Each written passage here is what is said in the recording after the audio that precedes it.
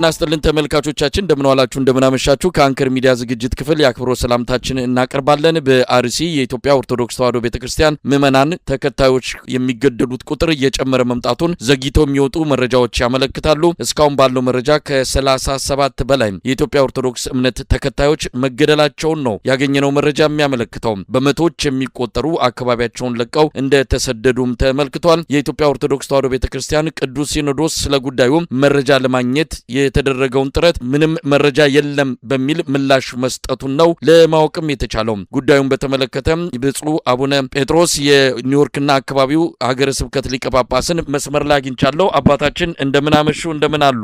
ደህና እግዚአብሔር ይመስገን። እንደምን አለህ እኔ ወንድም? ደህና ነው እግዚአብሔር ይመስገን እኔ ደህና ነኝ። ክብሩ ይስፋ። እንግዲህ አባታችን በሌላ ዙር ሰቆቃ ዜና በሌላ ዙር ማያባራ የኦርቶዶክስ እምነት ተከታዮች ግድያ ተገናኘን። ይሄ አዲስ ሆኖ አይደለም። ዛሬ እርሶ ጋር ደውዬ ስለ ጉዳዩ እንዳነሳ ያደረገኝ ነገር ግን አብይ አህመድ ምርጫ የሚሉት ኢትዮጵያን በዓለም አቀፉ መድረክ ላይ መሳቂያ መሳለቂያ ያደረጋትን ምርጫ ባደረገ ማግስት እንዲህ አይነቱ ነገር ሲከሰት ብዙ ነገሮችን እንድናነሳ ፈልጌ ነው። እንደው በቅድሚያ ክስተቱን ሲሰሙ ምንድነው ያሉት? እዛ አካባቢ እንግዲህ የተለመደ ሆኗል። አሁን የቁጥር ጉዳይ ነው። ከዛ ያለፈ ድርጊቱን ማስቆም የሚቻልበት አንዳችም እንቅስቃሴ መፍትሄ ሐሳብም እየሰማን አይደለም። እንደው ክስተቱን ሲሰሙ ምን አሉ አባታችን? በስመ አብ ወወልድ ወመንፈስ ቅዱስ አሐዱ አምላካችን እግዚአብሔር ይሄ የመከራ ዘመን ረዘመብን፣ አስጨነቀን፣ ልባችንና አይምሯችን ተጨነቀ፣ እንማችንም ደረቀ። አምላካችን እግዚአብሔር እባክህ ከታላቅ ምሕረት የተነሳ ይህንን ሕዝብ ይችን ቤተክርስቲያን ይቅርታ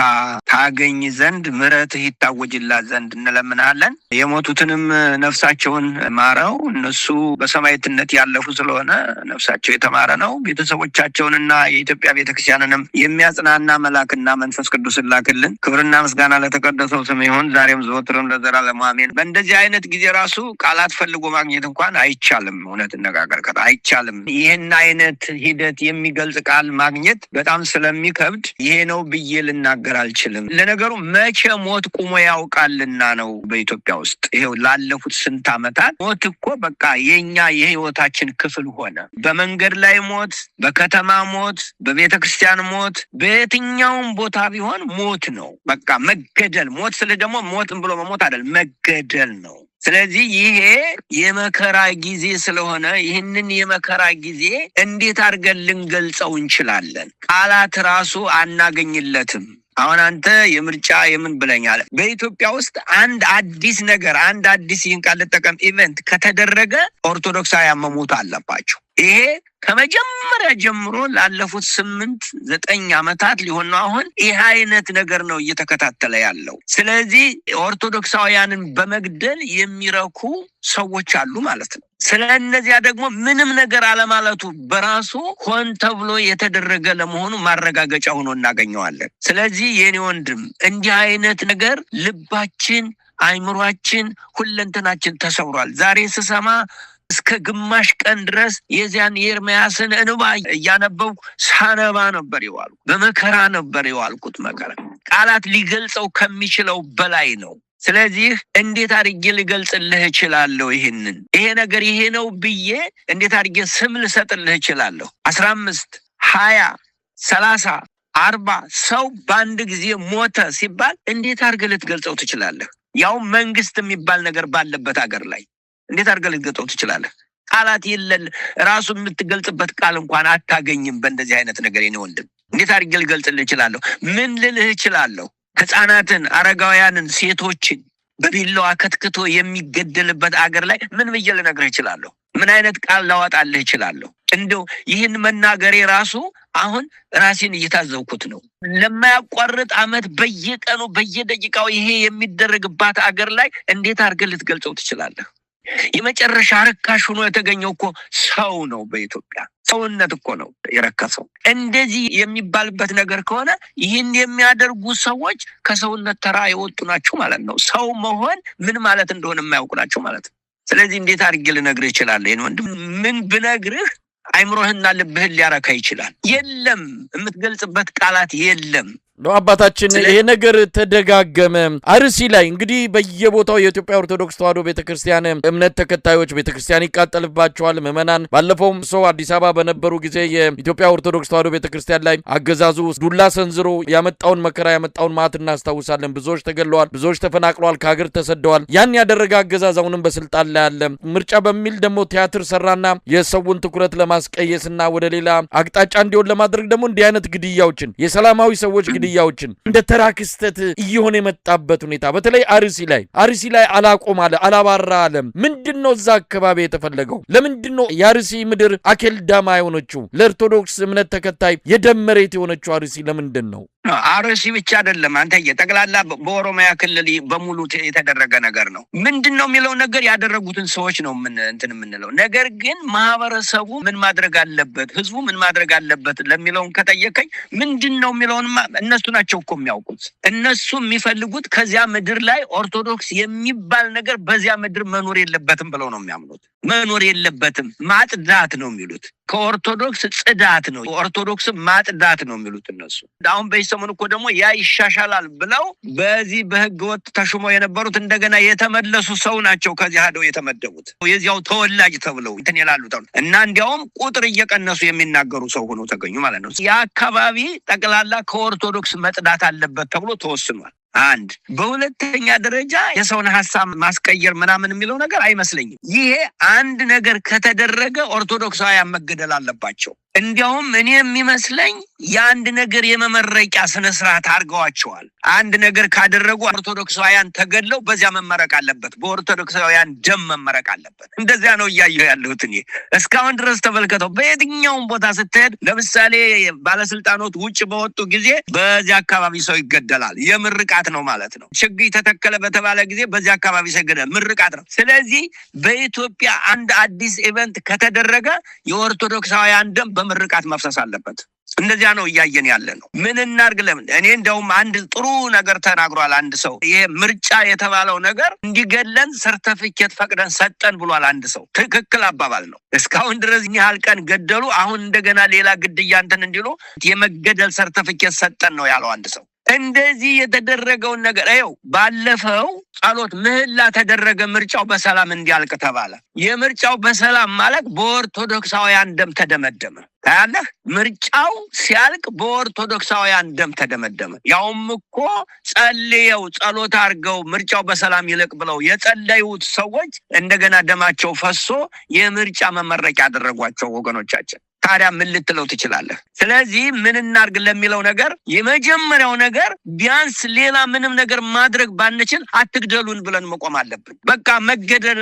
ሰለቸን ጠቅላላ 60 ሚሊዮን ኦርቶዶክሳውያን አሉ አትግደሉን ብሎ መቆም አለበት በቃን መሞት ሰለቸን ይበል ማህበረሰቡ ይሄንን ትንሽ ትልቁ እዚያ ሀገርም የትኛው ሀገር ያለው ማህበረሰብ በሙሉ ኦርቶዶክሳውያን እንኳን ቢነሳ በቂ ነው ይሄንን ግድያ ለማስቆም በቂ ነው ይሄንን ያረመኔነት መንፈስ ለማስቆም በቂ ነው እርግጠኛ ነኝ እንዲህ ሲላው መንግስት ገልብጡ እያለ ነው የሚሉት እርግጠኛ ነኝ ይሁን አትግደሉኝ ማለትም እኮ ፖለቲካ የሆነበት ሀገር ነው አንተዬ ተራብኩ ማለትም ፖለቲካ የሆነበት ሀገር ነው ተሰደድኩ ማለትም ፖለቲካ የሆነበት ሀገር ነው ይሄ የሆነበት ማህበረሰብ ለምንድነው አንድ ሆኖ አትግደሉኝ የማይለው ነው ጥያቄው ይሄንን ነው እናንተ መስራት ያለባችሁ በቃ በገዳይ ላይ እናመጽ በምን አትግደሉን ብለን እንዴ በደም አፍሳሾች ላይ እናመጽ ምን ብለን ደም አታፍሱ ብለን በሚለያዩ ላይ እንነሳ ምን ብለን አትለያዩም ብለን በክፋት ላይ አንድ ከሆን ደግነት ይነግሳል ክፉዎች ደግሞ ይሟሽሻሉ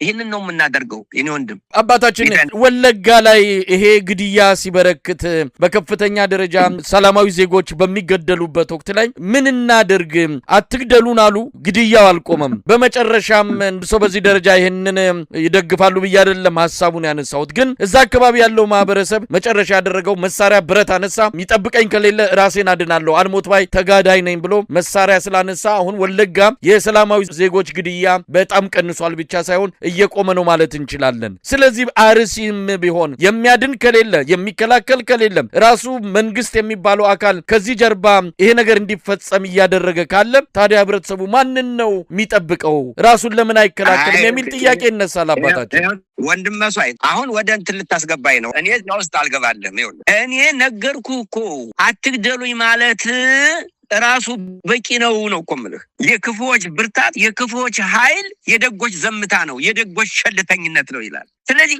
ማህበረሰቡ አንድ ከሆነ እኮ ስንቱን ገድሎ ይጨርሰዋል። ግን ዝም ካለ በተራ ገድሎ ይጨርሰናል፣ እርግጠኛ ነኝ። አሁን መሳሪያ ታጥቃችሁ በለው ልልህ ነው አልልም። እንደዛ አይደለም የኔ እንደው ምን ትሉ ነው ንጽጽሩን ያነሳውት አባታችን እንጂ ከርሶ እንዲህ አይነት መልእክት ይወጣል ብዬ አይደለም። ግን ህብረተሰቡ አሁን ቁጭ ብሎ ማልቀስ፣ በየቤቱ ከንፈር መምጠጥ፣ አንጋጦ ሌላውን ለመፍትሄ መፈለግ የሚያዋጣ አይደለም። እንግዲህ በሚቻለው መንገድ ምክንያቱም የኢትዮጵያ ኦርቶዶክስ ተዋሕዶ ቤተክርስቲያን ቅዱስ ሲኖዶስ መረጃ ሲጠየቅ እንኳን በአግባቡ ስለተገደሉት ልጆቹ መረጃ መስጠትም አልቻለም። የኢትዮጵያ ኦርቶዶክስ ተዋሕዶ ቅዱስ ሲኖዶስ ዋና ጸሐፊ ተጠይቀው ነበር በተለያዩ ዓለም አቀፍ ይሄ ጉዳዩን የሚከታተሉ ተቋማት ጭምር ምንም መረጃ የለኝም ነው ያሉት። ስለሞቱት እንኳን ደፍሮ ለመናገር ወኔ የሌላቸው አባቶች ነው ያሉት። ስለዚህ ምዕመናን ምንድነው ማድረግ ያለበት? በዚህ ጊዜ እንደው መፍትሄ ቢጠፋ ነው ይሄንን ሐሳብ ያቀረብኩት አባታችን። ይኸውልህ መሳይ፣ አሁንም እነዚያ ሰዎች እምቢ ለማለታቸው እርግጠኛ አይደለሁም። እንደገና አንተ ጠይቃቸው። እዚህ ያሉት አባቶች ይሄ ነው ለሚለው እና አንተ ራስህ ጠይቃቸው። እርግጠኛ አይደለሁም። ስለ ማህበረሰቡ